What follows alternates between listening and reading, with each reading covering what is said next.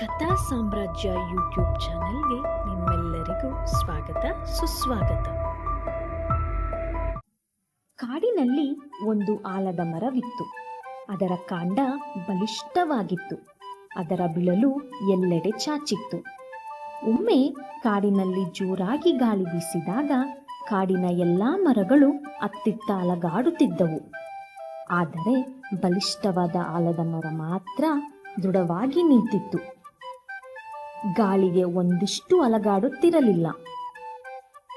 ಇದರಿಂದ ಆಲದ ಮರದ ಜಂಬ ಹೆಚ್ಚಾಯಿತು. ಕಾಡಿನ ಬೇರೆ ಗಿಡ ಮರಗಳನ್ನು ನೋಡಿ ಅದು ಹೀಯಾಳಿಸತೊಡಗಿತು.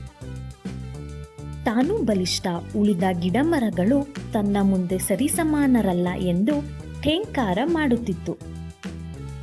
ಅದರ ಶಕ್ತಿಯ ಬಗ್ಗೆ ಯಾರಿಗೂ ಚಕಾರ ಎತ್ತಲಾಗುತ್ತಿರಲಿಲ್ಲ. ದಿನ ಕಳೆಯಿತು. ಆಲದ ಮರದ ಬುಡದಲ್ಲಿ ಒಂದು ಗರಿಕೆ ಹುಲ್ಲು ಚಿಗುರೊಡೆಯಿತು. ಸ್ವಲ್ಪ ದಿನಗಳಲ್ಲಿ ಅದು ಒಂದಿಷ್ಟು ಎತ್ತರ ಬೆಳೆಯಿತು.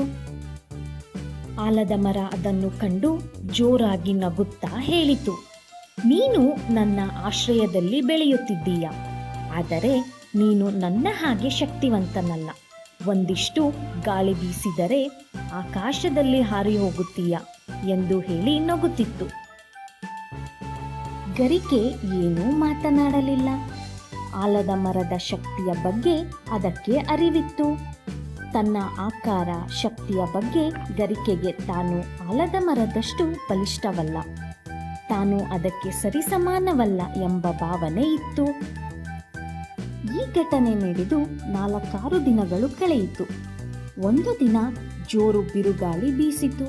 ಕಾಡಿನಲ್ಲಿ ಅನೇಕ ಗಿಡ ಮರಗಳು ಬುಡ ಸಮೇತ ಉರುಳಿ ಬಿದ್ದವು. ಬಲಿಷ್ಠ ಎಂದು ಜಂಬ ಕೊಚ್ಚಿಕೊಳ್ಳುತ್ತಿದ್ದ ಆಲದ ಮರವು ಸಹಿತ ಬಿರುಗಾಳಿಯ ರಭಸಕ್ಕೆ ಸಿಲುಕಿ ಬುಡ ಸಮೇತ ಉರುಳಿ ನೆಲಕ್ಕೆ ಬಿತ್ತು. ಆದರೆ ಬುಡದಲ್ಲಿದ್ದ ಗರಿಕೆ ಹುಲ್ಲು ಅತ್ತಿಂದಿತ್ತ ಹೊಯ್ಯಾಡುತ್ತಿತ್ತು. ಆದರೆ ಅದು ಮತ್ತೆ ಜೀವ ತಳೆಯಿತು. ಬೇರು ಇನ್ನೂ ಜೀವಂತವಾಗಿತ್ತು.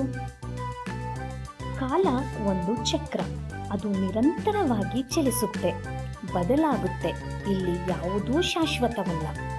ಶಾಶ್ವತವಾಗಿ ಉಳಿಯುತ್ತೆ ಅಂದುಕೊಳ್ಳೋದು ಮತ್ತು ಅದಕ್ಕಾಗಿ ಪ್ರಯತ್ನಿಸೋದು ಎರಡೂ ಮೂರ್ಖತನ. ಇಂದು ಸಿರಿವಂತರು, ಶಕ್ತಿವಂತರು ಆಗಿರುವವರು ನಾಳೆ ಏನೂ ಇಲ್ಲದ ಸ್ಥಿತಿಗೆ ತಲುಪಬಹುದು.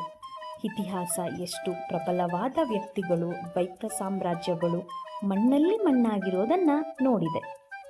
ಸದಾ ನಮ್ಮ ಬಗ್ಗೆ, ನಮ್ಮ ಒಳಿತಿನ ಬಗ್ಗೆ ಮಾತ್ರ ಯೋಚಿಸದೆ ಈ ಸೃಷ್ಟಿಯಲ್ಲಿ ಇರೋ ಎಲ್ಲದರ ಬಗ್ಗೆ ತಿಳಿಯುತ್ತಾ, ಕರುಣೆ ತೋರುತ್ತಾ ಅವುಗಳಲ್ಲಿ ಒಂದಾಗಿ ಬದುಕುವುದೇ ಶ್ರೇಷ್ಠ ಬದುಕು. ಇದರ ಬಗ್ಗೆ ಯೋಚಿಸಿ.